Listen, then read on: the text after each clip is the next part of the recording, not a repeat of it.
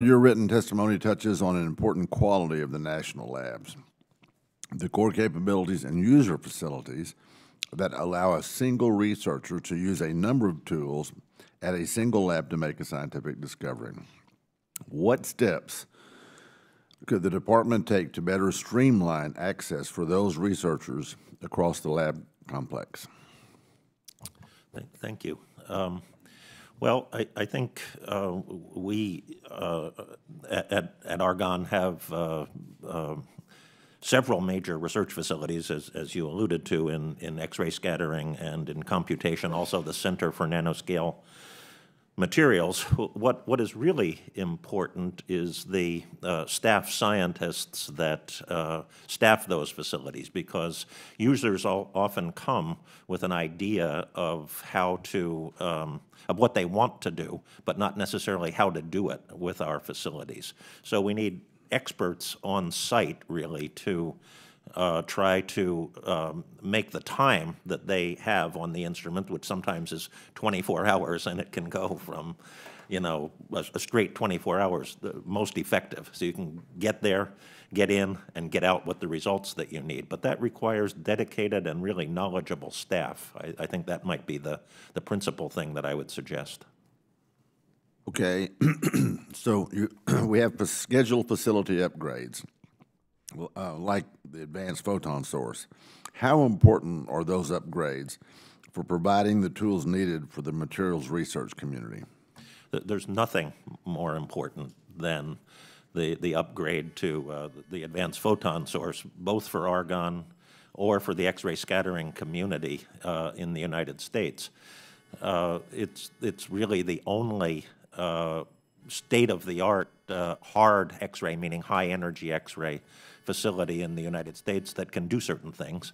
And many other countries are investing, but what we need is a facility that U.S. scientists can access most effectively. Do you know where we are on that scheduled timeline?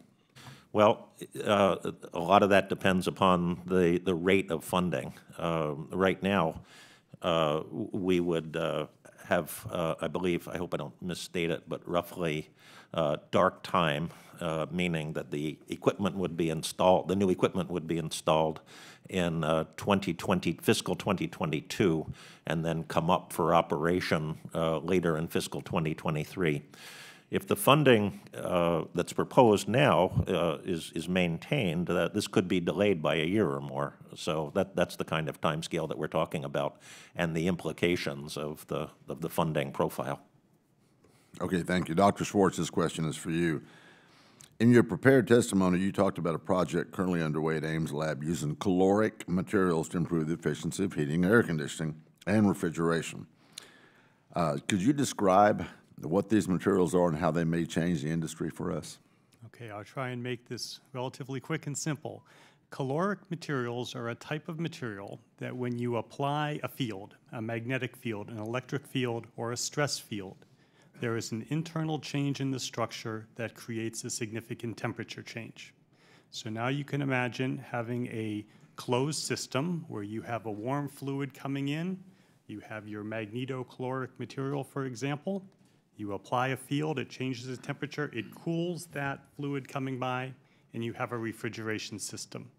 It won't use greenhouse gases. It will be environmentally friendly, and if constructed with affordable, earth-abundant, easily manufacturable materials, it could potentially transform the heating, the refrigeration, and air conditioning industry.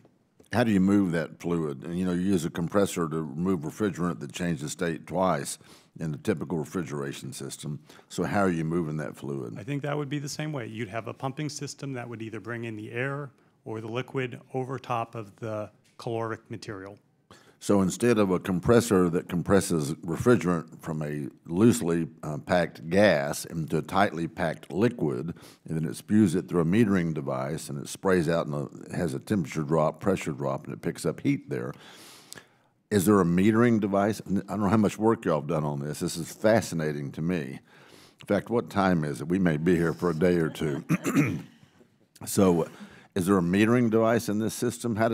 How do you get this corresponding temperature and pressure drop in that system? So our research is focused primarily on discovering new materials in order to enable this technology to go forward. And I'd like to point out that the first material of this type was really invented at Ames Laboratory about 20 years ago. Research was funded through Basic Energy Sciences, as it had been for some time before that. After the discovery of this material, it wasn't long before industry said, hey, we've got this, we're going to make something good out of it. As a result, Basic Energy Sciences said, okay, industry's got it, that's out of our realm, we're not going to fund that anymore.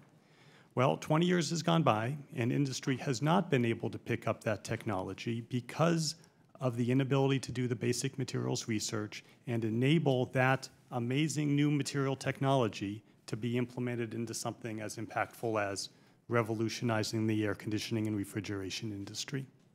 Well, the fact that it's 20 to 25% of energy consumption, as was pointed out, you know, is a pretty astounding figure, and we could go on for a long time, but I'm going to go ahead and, who am I yielding to? Mark is left, so I guess, Daniel, you're up next. Chair recognizes you for 5 minutes.